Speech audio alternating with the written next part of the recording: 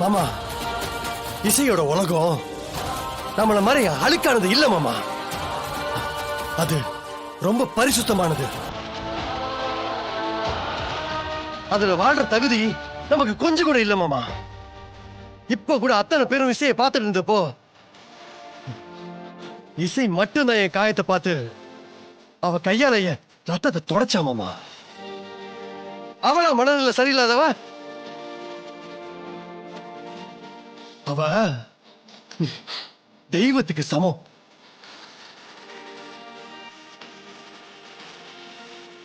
எல்லாரும் நல்லா கேட்டுக்கோங்க. என் ஜானு என்ன நினைச்சு தமிழ் இங்க தங்க வச்சாங்கன்னு எனக்கு தெரியாது, தெரியும் வேணாம். ஆனா தமிழோட குடும்பம் எனக்கு முக்கியம்.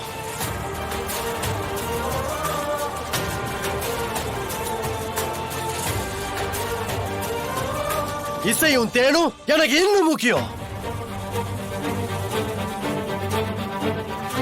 அவங்கள யாராவது ஏதாவது சொன்னாலோ செஞ்சாலோ இந்த சிபி சக்கரவர்த்தி யாருன்னு பாப்பீங்க.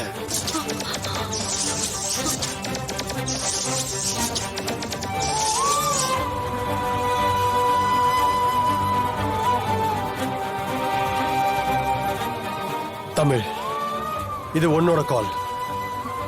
அத்தை மேல நீ போலீஸ் கிட்ட கம்ப்ளைண்ட் கொடுக்கணும்னு டிசைட் பண்ணனா எனக்கு சம்மதம் தான். யாரும் உன்னை தடுக்க மாட்டாங்க.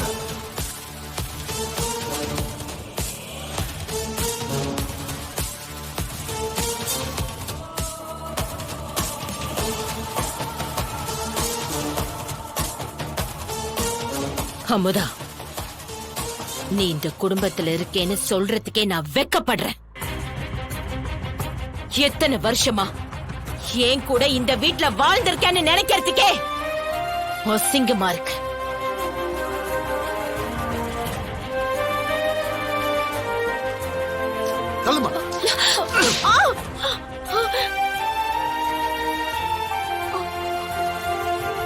உன்னால எவ்வளவு பெரிய கெட்ட பேர் பாத்தியா? உனக்கு கொஞ்சமாவது அறிவு இருக்கா? அத்தை, இவ ஏதோ முட்டாள்தனமா பண்ணிட்டா. தயவு செஞ்சு அவளை மன்னிச்சிருங்க. தமிழ், சிபி சொன்னதுதான் என்னோட முடிவும். நீ தாராளமா போலீஸ்ல கம்ப்ளைண்ட் பண்ணு. எனக்கு அத பத்தி எந்த கவலையும் இல்ல. செஞ்ச தப்புக்கு அமுதாக்கு தண்டனை கிடைச்சே ஆகணும்.